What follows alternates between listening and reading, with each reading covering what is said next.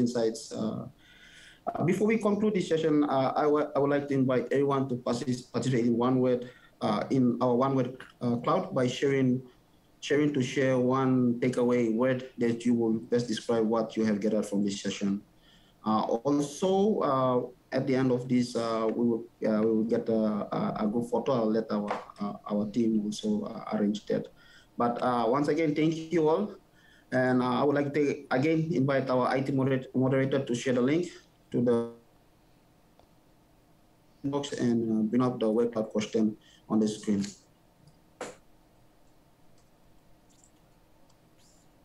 So, Mr. Moderator, as you can see on the screen earlier, was all the inputs that we've received from our participants based on the discussion that's been taking place during the session. So, really, thank you to all participants.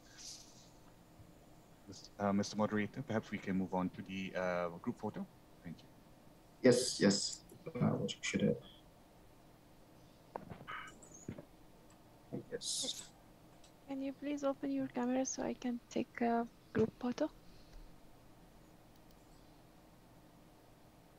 Just one.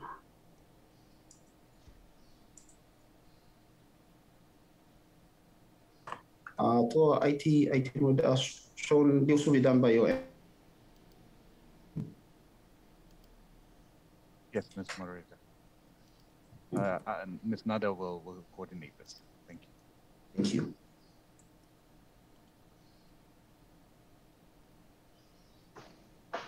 So can everyone open their camera so I can take a photo, please?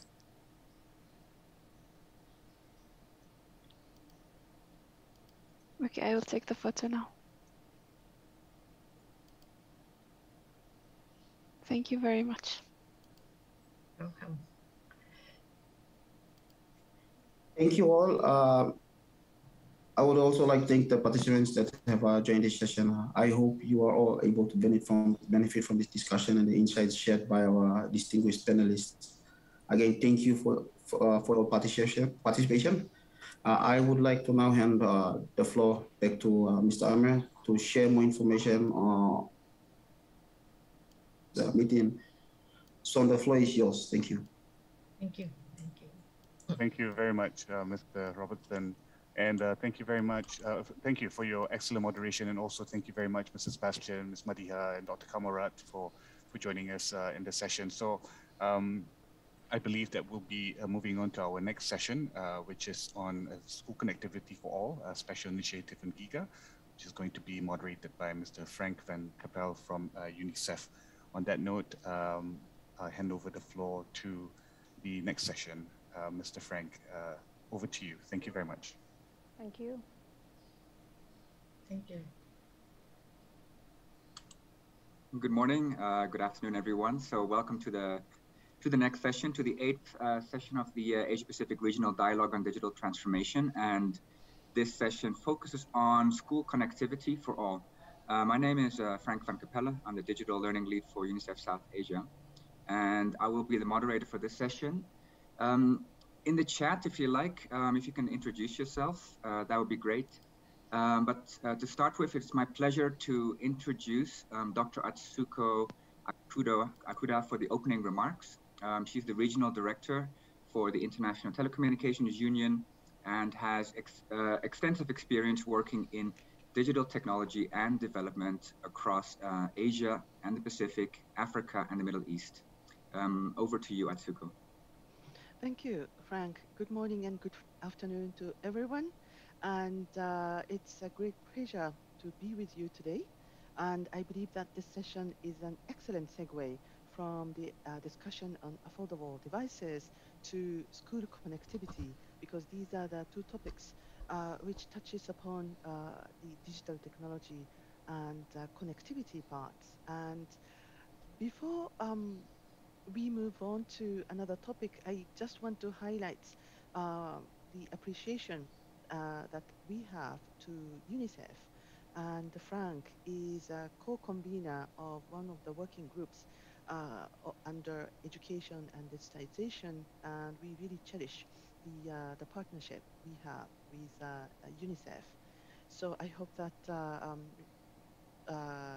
this definitely will continue, and I also want to invite the participants to the hour of code that we organize later during this regional event together with the UNICEF and other partners as an example of our collaboration and cooperation with UNICEF.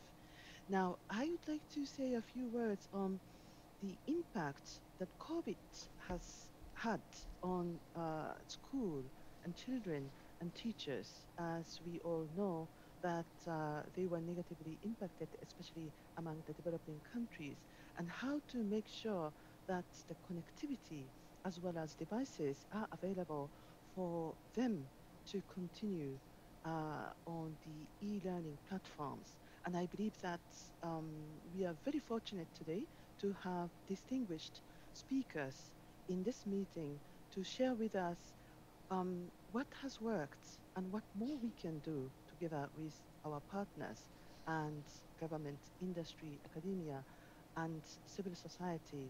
And moving forward, we will have additional challenges facing us in terms of the hybrid modes. What will be the post-COVID education landscape? And these are the questions that will come on our way sooner than later. So I look forward to our lively and engaging discussions ahead of us. And thank you again for your participation, and looking forward to the session today. Back to you, Frank. Thank you so much, Atsuko, and thank you for raising these very important questions.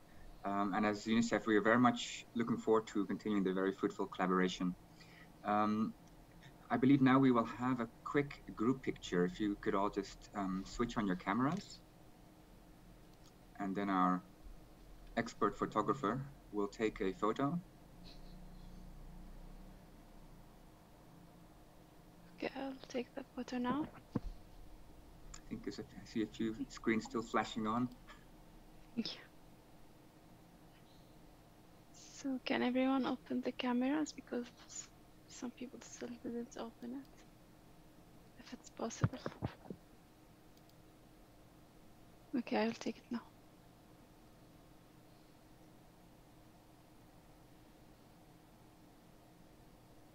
I didn't see a flash, but I assume it's done. Yeah, thank you very much. It's done. You don't have that functionality in Zoom yet. So yeah, you will see in the chat a Slido word cloud link also for this session. When you have a chance later, it'd be great if you can just type one word indicating a key takeaway that you got from this session. So now we're moving to our very distinguished speakers. And the first presentation topic is on transforming adversity into opportunity for school connectivity. And we have as our first speaker, Mr. Danny Ismawan, who is the Director of Information Technology Services for Public and Government Sector of the Agency of Telecommunications and Information Accessibility in the Ministry of ICT in Indonesia. So over to you, Mr. Ismawan.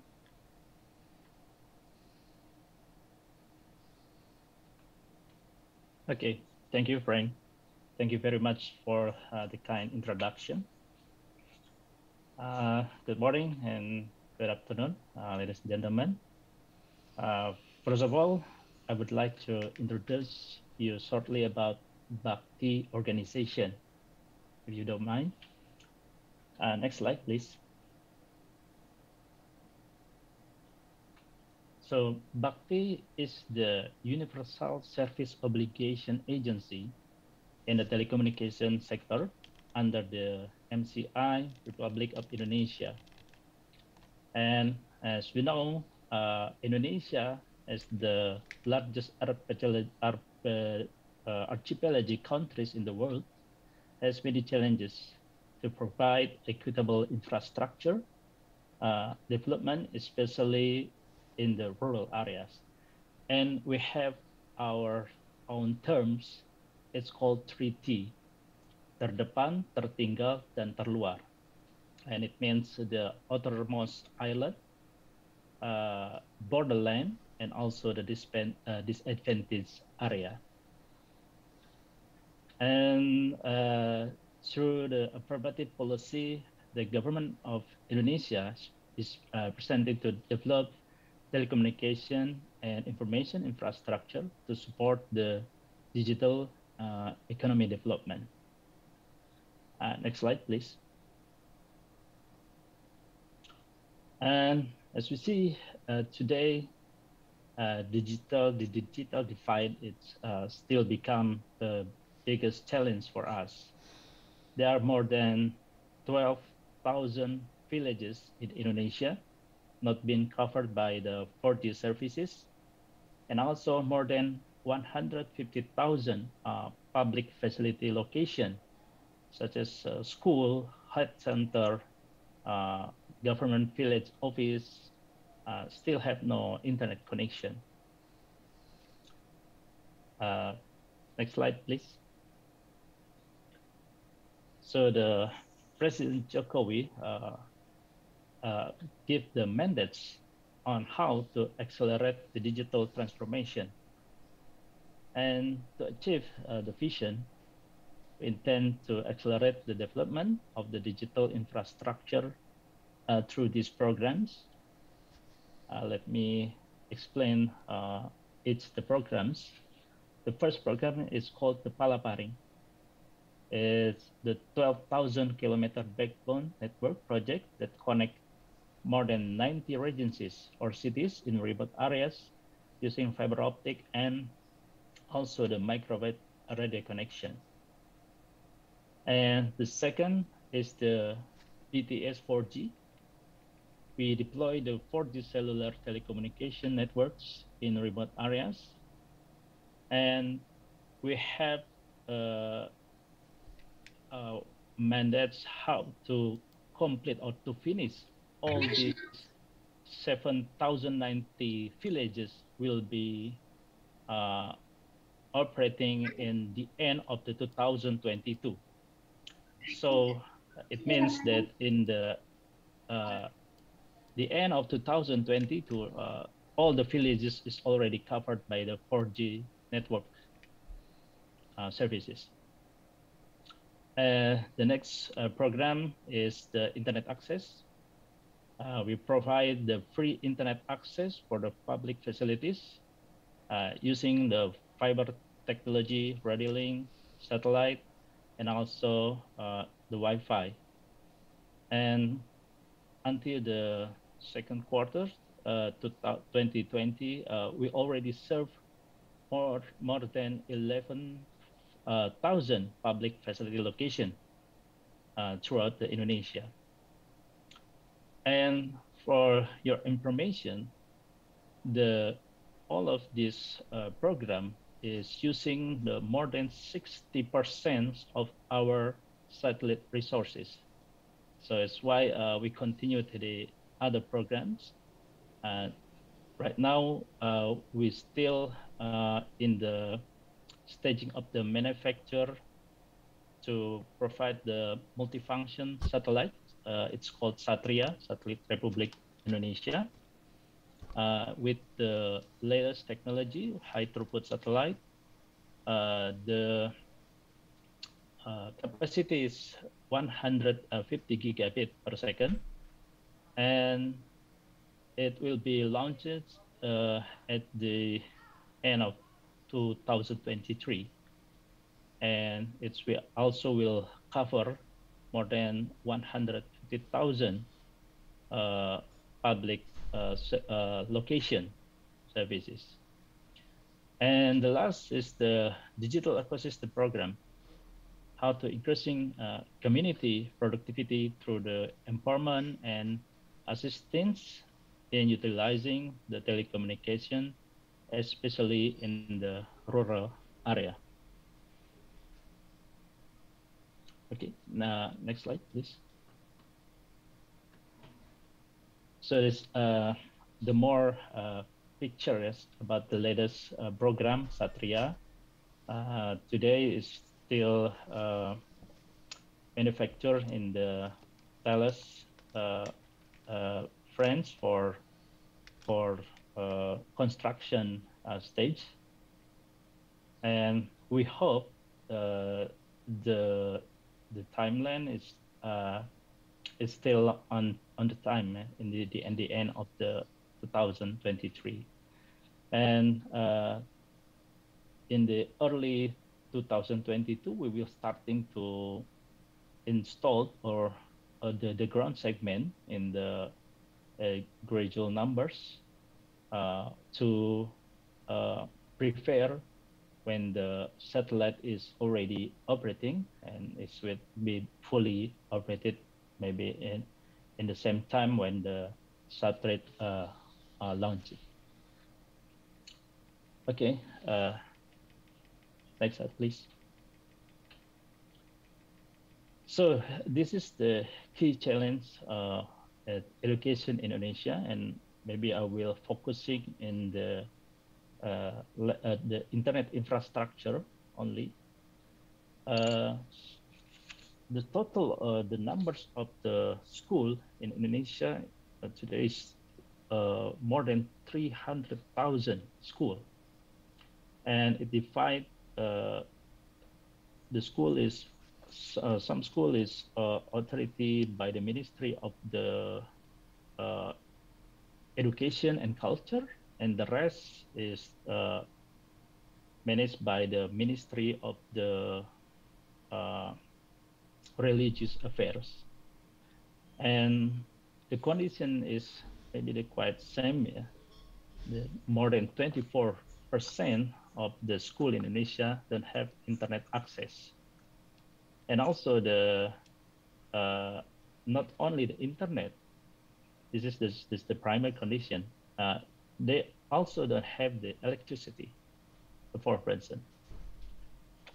And that's why our policy is how to accelerate the completion 4G connectivity for all the villages in Indonesia. We hope that it will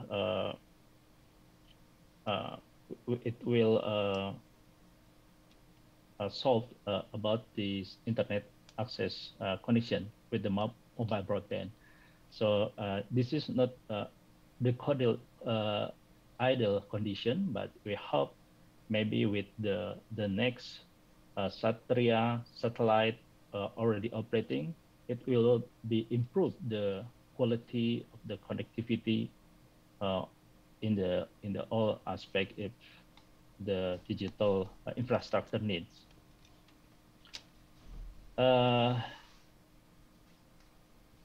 Okay, based on the data written in the slide, beside this, about the lakes, the infrastructure, the areas outside the Java and Sumatra only contribute to 22% of the total internet user. So the lack of internet infrastructure leads the quality of the education as well as the inclusivity of education itself. And maybe I would like to explain about the last one, the low digital literacy index. That also has been the MCI concern. As I mentioned about the digital transformation ahead, the literacy level is very important to accelerate the technology adoption. The growth of the digital economy will not be big enough if the fundamentals problem, like how people receive, understand, and also give feedbacks about the technology is very low rate. Okay, next slide. Okay, maybe I just want to explain just a quick. The pandemic creates the disruption and at the same time the momentum for transformation. We see that this pandemic also we see as what is called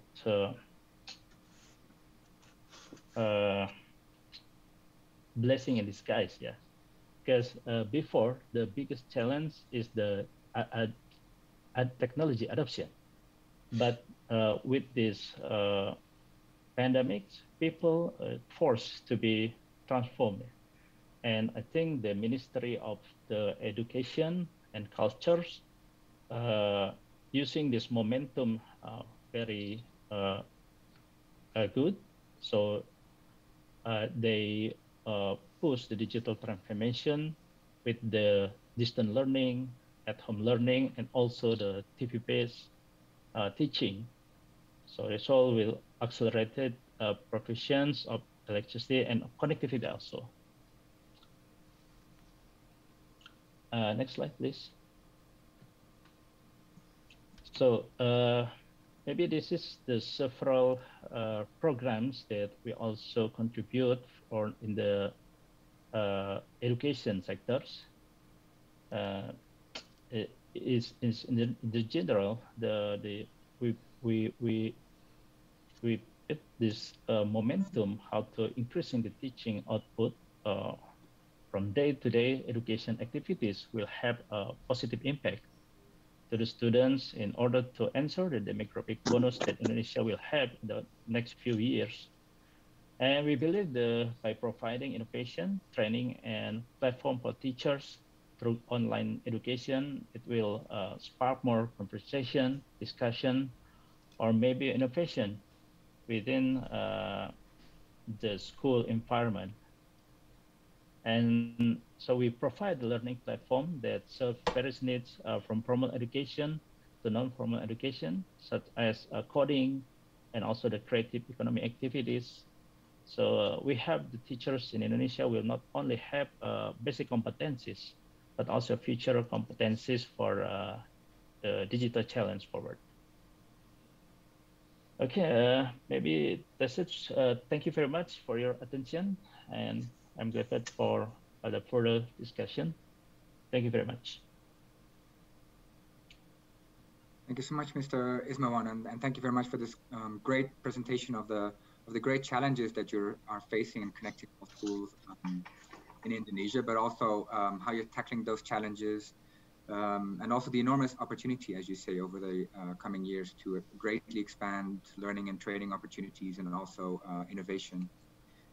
Just a quick reminder for any participants, if you have any questions, please put them in the chat. And we're now moving to our next distinguished speaker, Mr. Wasim Ajmal, who is the Joint Secretary for International Coordination in the Ministry of Federal Education and Professional Training in Pakistan. So over to you, please, Mr. Ajmal.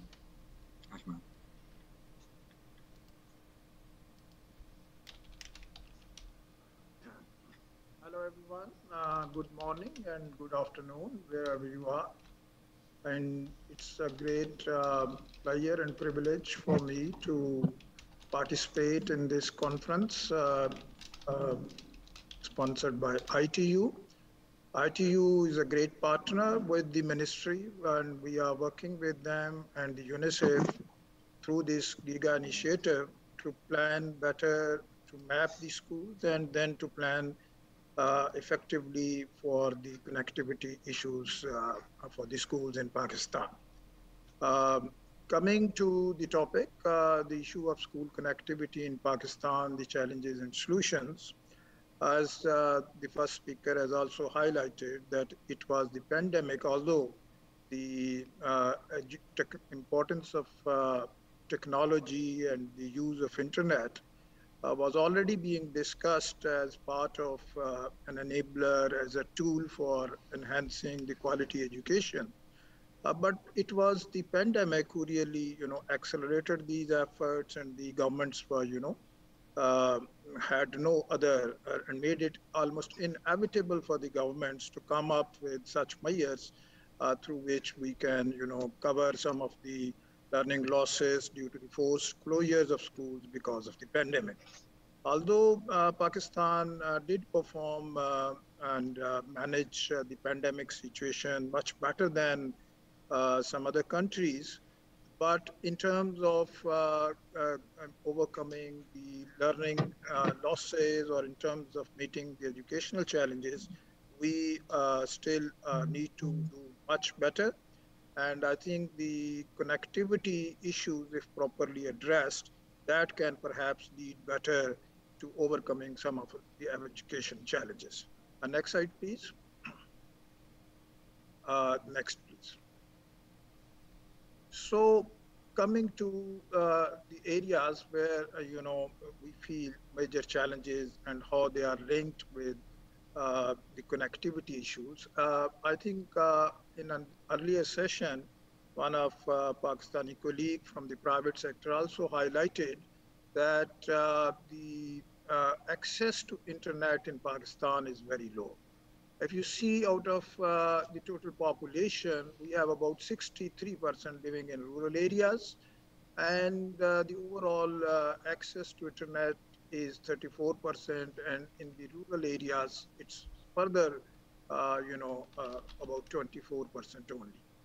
And it's not only the broad division of rural or urban.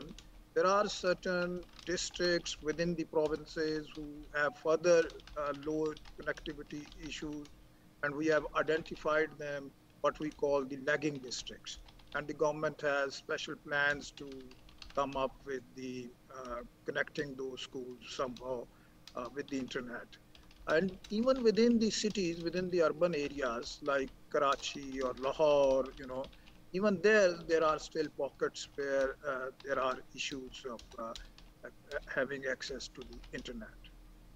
Uh, so it's not only, the issue of having connectivity, as my earlier colleague has pointed out, that there are issues of affordability around having devices, and there are cultural barriers having devices as well. And keeping in view an overall economy crisis, we do face how to access to the financial resources for this kind of activity, which really requires a lot of money for the infrastructure. Next, please. If we come towards the area of real educational challenges, or what we call the learning challenges in Pakistan, the biggest amongst them is that the 22.4 million children who are out of school. So, and these are the children, who, because of multiple reasons, maybe it's poverty, maybe it's access is far from the houses, or there are certain dropouts from the schools, and a big number of them is also girls. So in order to bring them back to school or to provide them alternate pathways, what the ministry has found out that the best way to deal with the situation is through distance learning, through education at home, and that can only be best provided through the use of technology, which obviously requires some kind of online or offline solutions for that. The other area which we are really struggling in the context of education crisis in Pakistan is even those children who are, going to schools and actually undertaking education even as a formal mode. There is a crisis of what we call, or the World Bank calls, the learning poverty, that because of lack of quality education, or perhaps lack of proper training on part of the teachers, the children are not really the learning outcomes which the children are supposed to have in a particular grade, when they are, assessed, or, some kind of diagnostics are being made, it's found out that all children in the class are not at the same level. And they are, many of them maybe even do not qualify to be in those grades. So that has led to another challenge of that how we provide a kind of remedial learning and provide them, support so that they all come at the same level. And also there is an issue of, having a uniform and equitable education system towards all children in Pakistan, because we have different streams for the elite schools, different streams for the religious schools, and a different stream for the public sector schools. So the private sector schools in the urban areas, or even in some rural areas, are better equipped in terms of resources, in terms of devices, and in terms of connectivity. And then there are, real challenges in terms of access to the higher education, where there is even lesser students who have access to higher education, although the higher education is being subsidized heavily by the government. but still there are very few, not more than 15% students who have access to that. And during COVID, again, there was a challenge: how can the universities quickly, adopt the remote learning modes and use these technology platforms and the apps to how to continue the learning for the students. So overall, we have found out that both at university level and at the school level, these learning losses have really compounded. And that led us to a crisis because of these frequent closures and because of these frequently interrupted learning process. It was already there, but the COVID crisis actually accentuated that. And that is why this technology adoption, which can be one of the way to address these challenges, has become really very important for the government. So that is why, in fact, the Education Ministry has now started taking lead to, provide some technology solutions, because within the federal government, there is another ministry which is called the Information Technology Ministry, and they are dealing with the issues of providing access to the districts, and they are mapping where maybe the broadband is maybe the solution, and where the telecos can go, or these kinds of issues are being handled by the Ministry of IT, and a universal service fund, like the earlier mentioned by another speaker, that is managed by them, where telecos contribute towards the government fund and then jointly plan for the connectivity to various districts. And schools are also a part of that. And we have now started collaborating with them very closely. And we have started mapping out, the school coordinates with the overall, kind of connectivity facility available to them, where so we are now trying to find out that where could be the broadband, where could be the optic fiber, or where could be maybe the satellite solution or the tower solution. So all these kinds of things are being explored through a well-defined project intervention, and which would probably lead us towards some better connectivity in the schools. So in that context of the learning challenges, the Pakistan really needs to, develop system for distance learning, which could help these address these challenges. So the teachers could be better trained on that, and the distance learning content, which we are developing with the help of some edtech partners. And we are also partnering with Google to provide some kind of end user devices, and because of cultural barriers, we may use, thinking of using the Chromebooks, where the content may be controlled, or similarly using some laptops. The parental support and the supportive infrastructure, and including connectivity. These are the various kinds of challenges and the ecosystem which we are trying to build to provide connectivity solution to the schools in Pakistan. Next slide, please. Next, please. So when we discuss the areas where how we can move forward on that, enhancing connectivity and digital learning plans, to provide, some kind of solution to this digital divide, which has not only during the COVID has been highlighted in terms of geographical areas, but also in terms of the rich and poor divide, or the public sector schools versus the elite schools, where it has become very, obvious and a very, notable and significant divide in that case. So first of all, we are trying, there's a dedicated project which we have recently developed with the help of Asian Development Bank, and also the Universal Service Fund, which is managed under the Ministry of IT. As I've already discussed, they have now started mapping the schools, and they will try to link those schools with various kinds of options, whether it's fiber or whether it's tower. I'll come to that to the beginning.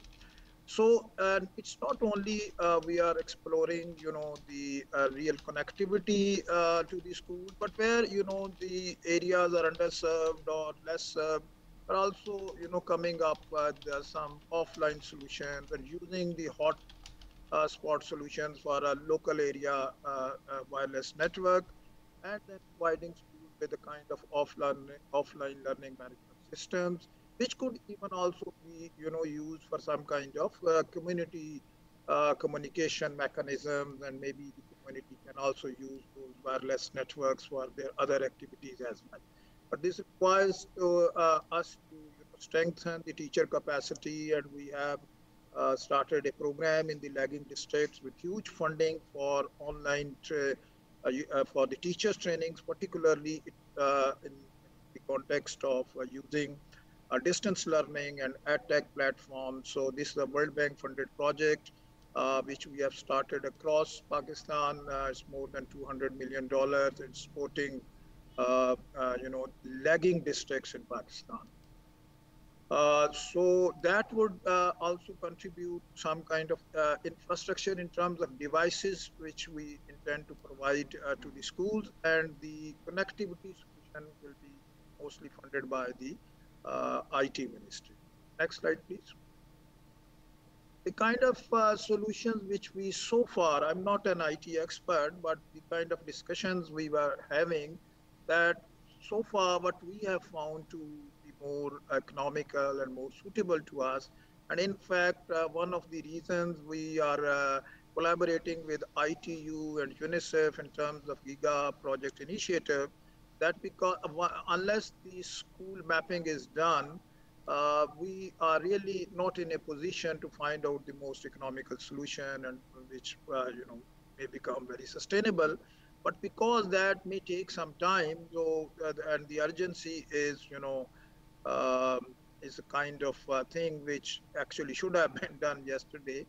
So coming to the solution, which at the moment we are looking for, is what is called point-to-point telecommunication, or the tech experts call it P2P, whereby, from a tower, we can connect it to the school with the help of a device, and then create a local area network with the help of that. So this would be where the broadband is poor or unavailable. Next slide, please. And then, the other is this offline e-learning environment, where we work with the help of a wireless local area network, and we provide them a specialized kind of digital content, which can be used with the help of learning management system, and which can be hosted from an on-site dedicated server. And also this would be strengthened with the help of certain devices within the classrooms to the children. And, this can be made more user-friendly for the students.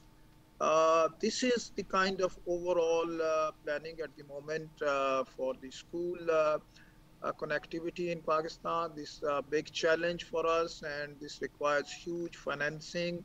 We are exploring partnerships with the private sector as well as with the donors to come up with the required financing. And also there is a fund, as I said, to tap on that to provide the digital connectivity to the schools. That's here I would like to stop, and in fact, we can discuss it further during the question answer sessions. Thank you very much for ITU for providing this opportunity. Thank you very much. Thank you so much, Mr. Ajmal, for this very comprehensive overview of all the efforts in Pakistan, not just to connect schools, but as you indicate, there are also many other factors that are important to complement school connectivity, like the teacher training, the learning management systems. And as you indicate, there was a huge learning crisis even before COVID, and the evidence is coming in that it has significantly worsened. So just putting some urgency also behind what you indicate of connecting schools for digital and blended learning, but also remedial education and distance learning for future school closures. So thank you very much for that. And also the detailed mapping that you're now doing in Pakistan to map exactly where those unconnected schools and areas are, and the urgency behind that. So thank you so much for that, Mr. Ajmal. Our next presentation topic is on enabling policy and regulatory environment for digital transformation. And our next distinguished speaker is Mr. Toan Sondang from UNESCO Asia Pacific. where he is an ICT and education specialist. And he focuses on education policy, ICT and education policy development, as well as digital skills development for teachers and students, which we've just learned as well is a critical area as well. His focus is on supporting governments to systematically strengthen education policies for digital transformation. So over to you, Mr. Tawanda. Thanks, Frank.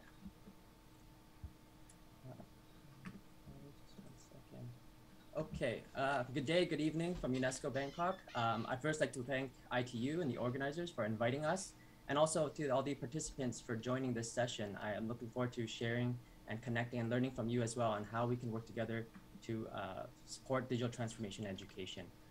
Today, I'll be presenting some examples of policies and interventions that UNESCO has been implementing to support digital transformation in the region. And so it'll be a bit different from the first two that you've heard focusing on school connectivity. Next slide, please. So I first want to highlight a juxtaposition, one of opportunities and challenges that we've heard many times today. On one hand, the increased recognition and pace of digital transformation, where society, governments, and private sector alike are now putting heightened attention towards digital transformation. A report from OECD in 2020 highlighted that 34 countries have now put digital transformation at the front and center of their policy agendas. Yet, on the other hand, the digital transformation journey is fraught with many challenges, one of which is the unequal access to digital technologies and digital divide, which during the pandemic resulted in millions of children being unable to access education opportunities, learning losses, and potentially changing the trajectories of their entire lives. COVID was the reality check, and what I would also add as the stress test to these challenges. Next slide, please. So a dimension of the digital divide, and a very important one, is the digital skills divide. It has been found that the inadequate digital skills and competencies among teachers and students is the single greatest barrier to technology use in education. And this is regardless of the country's development status. We saw evidence of this during COVID, where teachers did not have the skills or readiness nor proper connectivity to effectively deploy distance learning. For example, only 1 of 3 countries reported having access to sufficient internet connectivity and ICT school tools for teachers to work during school closures. And UNICEF alerts us that still 3.5 billion children still need to be connected by 2030 if we were to ensure inclusive digital learning for all children. Next slide, please. So what are some of the ways to ensure that policies can drive equitable connectivity while ensuring that digital skills divide can also be narrowed? I'd like to share 3 areas that UNESCO has been working on to provide systematic strengthening of education systems to ensure inclusive and quality digital learning. This is at the policy, teacher, and learner levels. Next slide, please. So over the past decade, UNESCO has continuously supported countries in the development of ICT in education policies and strategies. An ICT in Education Master Plan provides a comprehensive roadmap of the vision, goals, thematic areas, activities, and mechanisms for how ICT can effectively integrate into education systems. To the right, you'll see 4 such policies from Bangladesh, Bhutan, Maldives, and Nepal that we have helped to support in the last few years. In the development of these policies, it is critical to focus on equity, inclusion, and quality in the initial planning process. This is so that ICT can adequately address the digital divides rather than exacerbating them. And here, we make sure that the proper stakeholders are included as part of the drafting committees for such policies and are engaged in the implementation and consultations. Master plans act as the bridge between policies from the education and ICT sectors. They seek to be coherent and aligned with the objectives from both sectors, and they try to translate them into meaningful education outcomes, which is what we are trying to achieve. And this is essential because master plans also contain financial costing and planning to ensure that these policies are able to mobilize the required resources from governments and partners. And lastly, these policies prioritize strategic activities such as ICT infrastructure and teacher development, which are key components of the master plan. Next slide, please. So here I'd like to highlight a case from Bhutan and how the master plan helped to enable ICT in education in the country. Firstly, the policy development process engaged multiple stakeholders from various ministries and down to the local and school levels. These members played key roles as part of the joint task force, governance committees, was responsible for implementation of the projects, and this enabled efficient planning when it came to implementing projects such as ICT infrastructure and connectivity. In Bhutan, a decentralized approach was taken where they developed ICT standards and then decentralized the funds down to local governments to customize how they would implement within those guidelines. And this involved partnerships with internet service providers to ensure that high-speed connectivity would be provided to the schools at the same time. And furthermore, support to the teachers would ensure that they could make meaningful use of the connectivity. The close alignment of the master plan with the government's overarching development plan ensured that over 96% of its activities had already been accounted through the regular government budget. Next slide, please. And at the teacher level, our work with member states has been to strengthen teacher policies for supporting and promoting large-scale competency-based teacher training. ICT competency standards for teachers outline the expected competencies for teachers within the different proficiency levels, which are then integrated into teacher training curricula and professional development. They also serve as the basis for teacher assessment, recognition, monitoring, and evaluation. Next slide, please. Now, as I mentioned before, teachers' ICT competencies are critical to facilitating the digital transformation and digital teaching and learning. Yet the lack of connectivity has been one major barrier. Here, I'd like to share some reflections of the realities that we have seen at the teacher level during the implementation of ICT CST. We conducted a study on teachers' readiness for conducting learning through ICT and found that still 45% of teachers in Lao PDR had reported that they had rarely or never used desktop computers, laptops, or mobile phones for teaching in the classroom.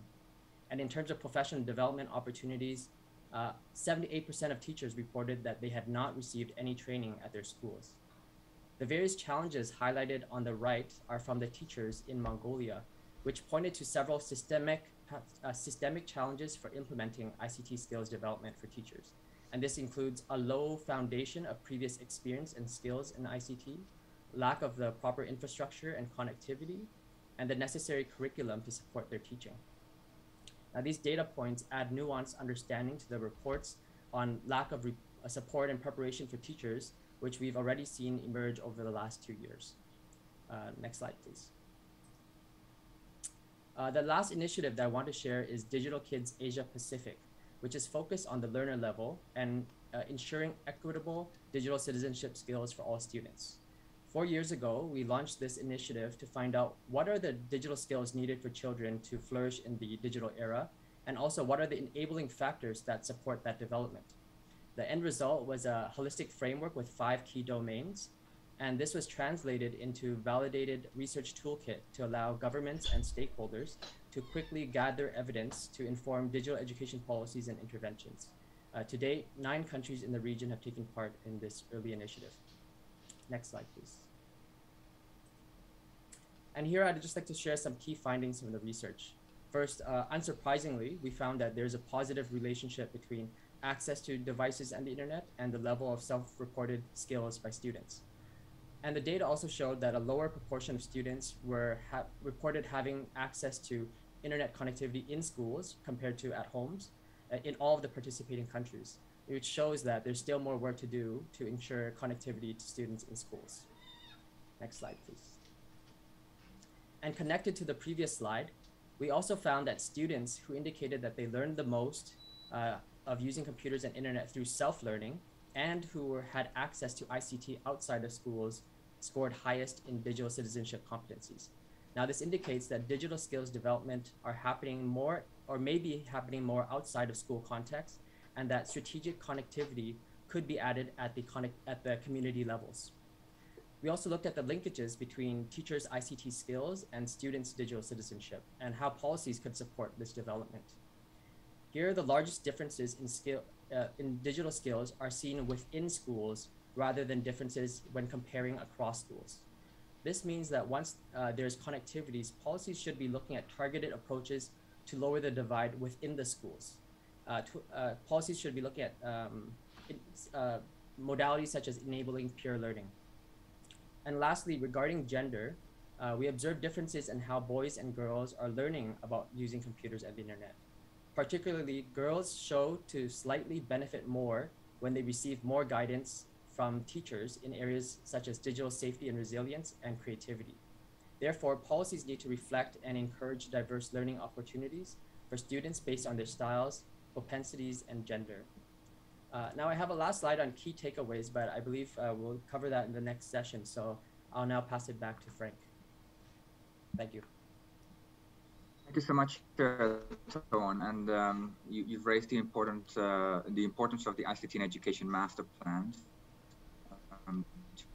to ensure an equitable and inclusive and properly budgeted and also very importantly a holistic approach to ensure that all the different elements of ICT and education are working in tandem, including also aspects like teacher training and curriculum and around integrating ICT in schools. But I thought it was also a really interesting point just now that you mentioned the variation within schools, not just between schools, in terms of learners and teachers' capability to use ICT. And I think that's a really important one to consider as well, and one we don't often hear, I think.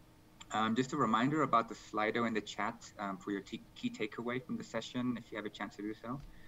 And then we'll move now to the next presentation topic, which is ITU and FCDO and the Giga Initiative in Asia and the Pacific. And we have two speakers. This will be the final presentation topic. The first speaker, hello, Ms. Shaina Hassan. She's a Giga project officer in the Asia Pacific region and manages and coordinates the FCDO project in Indonesia. And we also have Mr. Puji Pujiono, who is the senior advisor for coordination at ITU Asia Pacific, responsible for supporting Indonesia, Timor-Leste, and also for engagement with the Asian region. So over to you, Shaina. Thank you, Frank, and hello, good morning, good afternoon, distinguished guests and my esteemed speakers. I'm very cognizant of the time, so I'm going to make my presentation really quick. But before I start, may I please request the IT team to play a Giga video. This is a quick 2 minutes video which we just released. So over to the IT team, please.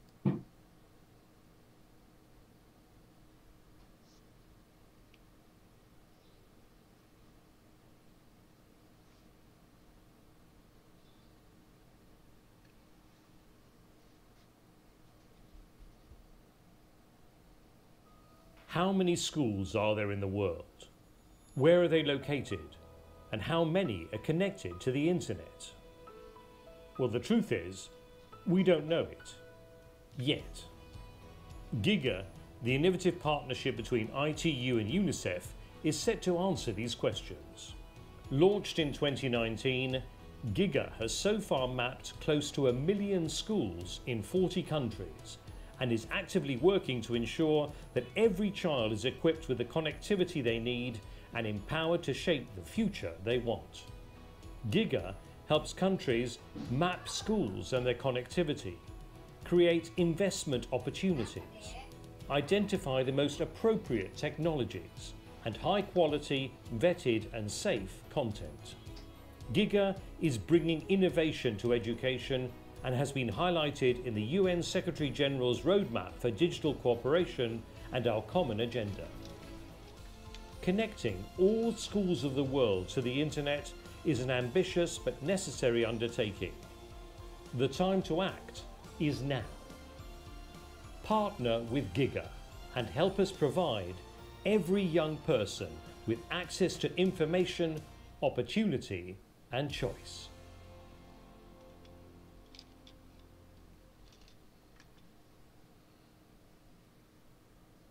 Thank you. Can we have the slides? So let me just start by reiterating what our distinguished speakers have already said. So Giga is a very ambitious project started by ITU and UNICEF in partnership in 2019. And the pandemic has indeed put it into the limelight and created a momentum. And we are working very closely with 19 countries already. And there's a great demand for Giga in the Asia and the Pacific region. So next slide, please. So as we heard, it's highlighted in the Secretary General's Roadmap for Digital Cooperation and is noted as a key way forward to achieve universal connectivity. Next slide, please. So for Giga, we have three main pillars. It's Map, Finance, and Connect. We are currently undertaking the mapping pillar. We are doing excellent work. More than 1 million schools have already been mapped, and we are making very good progress under the Finance and the Connect pillar. And then we have the Empower pillar, which is sort of all-encompassing. Because of course, just mapping the school locations is not going to suffice. So we need to give the students and the teachers also the tools and the digital skills. And for this particular pillar, we sort of leverage the work that is being done. For example, Frank is working very closely on Reimagine Education. There's Gen U project. So there are many other projects that we leverage for the Empower pillar. Next slide, please. Okay, so let me just give you an evidence of why map. What are the advantages of mapping? So not only does it create a demand in many countries, but also in Botswana, we saw that mapping the data of the schools along with infrastructure data, which ITU collects regularly, it allowed Giga and the government to identify which are the schools which are in the remote areas, what are the CapEx, what are the OpEx requirements, and also accordingly come up with a best fit technology solution. Next slide, please.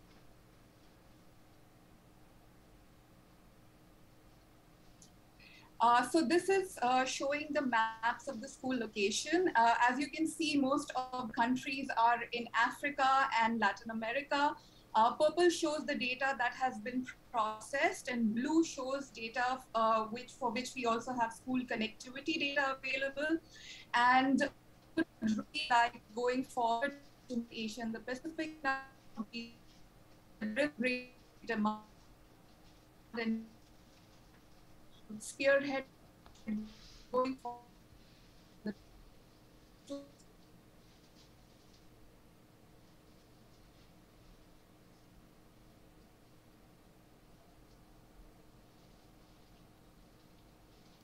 Slide. Sorry, you seem to be breaking up a bit, or is it just my end? Ironically, it's the internet. Yeah, this is to confirm that Sina is breaking. Yeah. Shiny, you're breaking up a little bit. Next slide, please. Sorry, can you hear me now? Yes. Yeah. It seems I'm not connected. Can we have the next slide? Yeah, thank you. So what you see now that these are some key facts and figures for Giga, and $22 million has already been raised, and we are now going to raise Giga bonds, which I will talk about soon. More than 1 million schools have been mapped across 41 countries, and 7 partners have joined already. We are working very closely with other partners as well. On the left, what you see is, of course, a map of Indonesia. We used open source data to show schools which are under 4G coverage area. So orange denotes that. And I'm very pleased to have Pardani with us here from MCI Indonesia. And we hope that going forward, we will be able to validate some of the data and also update them for Indonesia. Next slide, please.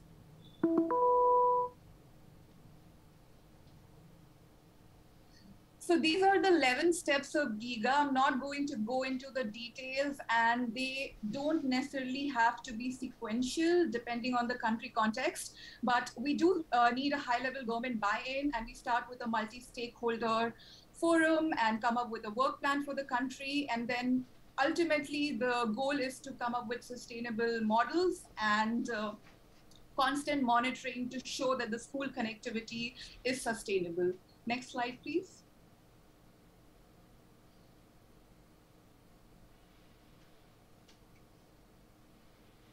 Next slide. So we also leverage from some of the work that ITU has been doing. So for example, the Last Mile Connectivity Solution Guide, and we identify communities which are not connected, and then accordingly we come up with optimal solution in terms of technology, in terms of funding mechanisms, so on and so forth. Next slide, please. And finally, I would like to talk about Giga Bond very quickly. Sorry, before that, these are just some of the pictures that you can see from a school in Kenya. You can see there's a teacher using laptop. There are teachers helping students use tablets. So this is just to give you an evidence. Kenya is a very important Giga country, and we are working very closely in many countries in Africa region. Next slide, please. So finally, I would just like to talk very quickly about the Giga bond. So ITU and UNICEF are working closely. We've got Citibank on board as an advisor, and we're going to the capital market to raise $5 billion worth of money. We are in talks with donors. We are in talks with many countries, and this is something on the line of what Gavi has done with vaccine bond. So it is going to be a social bond, and the money thus raised is going to be used for last mile connectivity. With that, I hand over the floor to my colleague, Mr. Puji Ono, and he's going to talk about a partner project of Giga, which is funded by FCDO, used to be known as DFID. So Puji, the floor is yours. Thank you, Zaina. In that spirit of fast-track presentation, and Frank, thank you. There are several countries in which FCDO chipped in to be part of this and in alignment with the Giga Initiative. And one of that is in Indonesia. This is a 12-month project that has 4 focused technical areas. Next. As you see from China, there are 11 steps. This FCDO-supported project is providing the initial, the foundational part of the larger undertaking. First is to look at the regulatory policy landscape, as well as the business process, and then exploring the models to expand school connectivity in a sustainable fashion, and then promoting a more viable business process. Now, the 4th technical area is leveraging ITU's accumulated knowledge, in this case, child online protection. Next. The progress so far, we have been presenting this project to the MCI and have the principal endorsement from the ministry. Also meeting Pak Dani himself, as well as colleagues at Ministry of Education. The assessment is ongoing now, both on policy and business process. And we also shared this project in different occasions, including this particular one, and with ISODEL, the International Symposium of Ministry of Education, just, I believe it was only last week. Next. As illustrated by China earlier, in the case of Indonesia, we map out the overall Indonesian territory. And then we also zoom into one of the provinces, in this case in the West Kalimantan, to look into the details of the situations there, that is able to even zooming into the cost of connecting internet to every single pupil at about $100 price, right? And we believe this is a really good conversation starter with government and other stakeholders. At the same time, a study conducted in collaboration with BCG has come out with a different sustainable financing, including the use of the village fund, community fund, government subsidy, and from the industry. Next. The possible way forward to the remaining of the months is several public events that we would like to explore with MCI and Ministry of Education to bring this finding to the public as part of the conversation. Some training workshop with practitioners, both regulators and industry, and then to have a roundtable with all stakeholders if possible. And next to that, there's the exploration if there is interest to join Giga for Indonesia. And also, I was having conversation with a colleague from Siameo if there is interest to bring it to the Southeast Asian level. Thank you, Frank.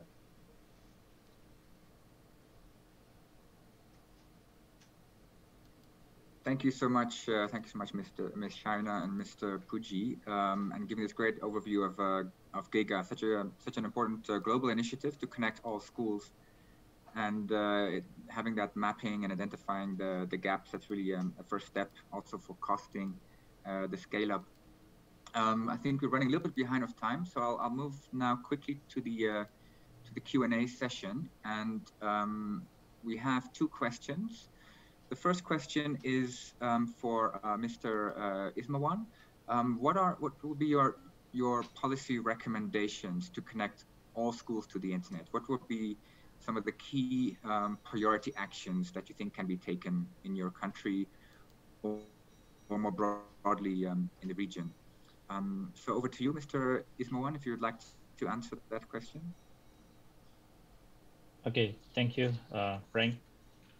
So for the school connectivity problem, we are already coordinating with the Ministry of Education the fastest way how to serve the school that not yet covered by the internet is with the joint planning session, yeah, especially to to mapping the demand and the supply. So we already identify all of the school location, and we'll share this data to the telecommunication operators. So maybe they only have to optimizing the existing infrastructure to cover the school connectivity in the fastest way. I thought because in our roadmap, it still have to wait 2 more years to cover all the school. Thank you, Fred. Yeah, thank you so much. And it's, yeah, as you say, it's really building on what is in place already and finding effective and efficient ways to scale up. I have one question for Mr. Toan. So the question is, UNESCO, ITU, and other organizations are developing excellent plans and strategies and recommendations for governments. How could we accelerate the implementation of those plans and those recommendations that you've outlined? Over to you, Toan. Thanks, Frank, and thank you for the person with the question. I think the implementation, we've actually seen already during COVID that the acceleration has already happened. Governments are very focused on implementing digital learning connectivity to respond to COVID, and then moving into the new normal where this will be a more critical component of education systems. Particularly for the implementation, I think perhaps the policy that was presented from Pakistan is a really great example of a policy that provides very specific, concrete challenges that they're trying to address, and then specific outcomes that they might want to achieve within a given time period.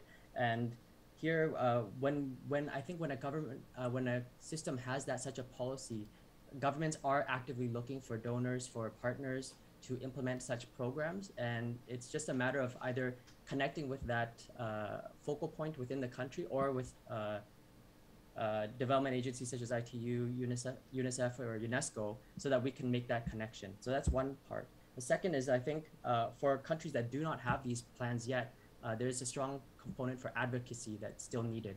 There's a lot of countries that do not know what options are out there, and solutions from such partners can be presented at various events such as this one, so that there's more awareness and exposure of what they can do. So I think just 2 quick responses to that question. Thank you. Yeah, thank you so much, Tuan, for that great response. We have a question for, but I think, I'm not sure if he's still with us, Mr. Ajmal, on digital platforms for teaching and learning in Pakistan. Is Mr. Ajmal still with us? Otherwise, I can move to the next and final question. I think he's no longer with us. So just one final question, which is just an open question to any of the speakers, any of the panelists, which is, what do you think of the idea of a Giga community? Because there's a lot of countries, including in Asia Pacific, working on the Giga initiatives, and how could we best support each other? Do you see an opportunity for coming together, sharing lessons learned, challenges, our work on collecting the right data, costing exercises, and so forth? So all the different elements around Giga, and if there's value in just exchanging around that within Asia Pacific. So just an open question for any of the speakers, if you would like to come in on that.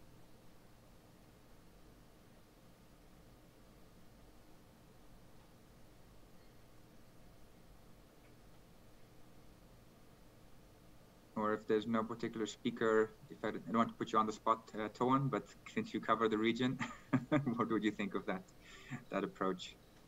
For yourself, Frank. Yeah, I could also try to answer, yes. But Toan, would you like to? Yeah. Yeah, you know, we've heard a lot of requests from member states, from members of ministries of education, and even actually from our own internal offices that people really do want to learn more about ICT in education, connectivity, and what are the best practices. So I think an idea of a community to share best practices is a great one and much needed. But at the same time, I want to note that, you know, there are a lot of different networks out there, and it takes a lot of resources to keep them going. So I think we need to explore if a community is to be developed and how it can be kept more participative and inclusive and organic, in that, you know, it doesn't become a burden on any other organization, because digital transformation, I think transformation in general requires massive amounts of resources, and we need to acknowledge that and not spread ourselves too thin in all these different networks and groups. Yeah, thank you. Yeah, great response, Tawan. And yeah, since it was bounced back to me as well, so I'm based in the UNICEF South Asia office, and we actually do have a kind of community, but just within UNICEF internally of all the different colleagues working around Giga in some of the countries, and just working together on specific areas such as better understanding what kind of data is required, sharing experiences around that. We have a costing tool that we're currently developing for scale up, and I know ITU also has a very detailed costing tool as well. So that's another area to exchange best practices on, and also actually around fundraising. How do we get the funds to scale up? You know, just looking at different and innovative fundraising options as well beyond traditional ones. So yeah, I think it would be a great idea if we can identify and bring together the key focal persons, not just internally, but also within government, and see how we can work together on that. I think that concludes our session. I think we're running a little bit over time, so I won't continue too much longer, but I think school connectivity is a really pertinent issue, especially now with COVID. It's also a great equalizer in a way, because as we've seen in COVID, there are huge inequalities in households when it comes to connectivity, when it comes to access to devices. And it's really at the school level that we can, you know, aim and seek to achieve, you know, equal opportunities for digital and blended learning and opportunities that many learners do not have at home. So with that, I'll just conclude, and thank you so much everyone for joining today's session, and thank you to all the distinguished panelists. Thank you. Thank you very much, Mr. Frank van Kappelen, for your excellent moderation, and also to all speakers for your sharing your insights, and those who have asked questions and comments. Just before closing the whole thing, I would like to thank all the participants as well for engaging us through the Slido and the exchange of messages through the chats. Thanks for this contribution. But listen, colleagues and ladies and gentlemen, the fun doesn't stop here. It will continue. As we are speaking, there is an ongoing parallel session right now with a very important topic, digital financial services security. This is going on until 12:45. The direct Zoom link is in the chat. This will feature the ongoing conversation between telco and payments regulators about security weaknesses and also opportunity from a digital financial inclusion standpoint. Please join in if your heart leads to that financial security transaction through the internet. On that note, participants, we will take a break, but at 1 o'clock Bangkok time, there's going to be session on digital accessible Asia Pacific, and then also a parallel session on unicefcode.org that is introduction to the regional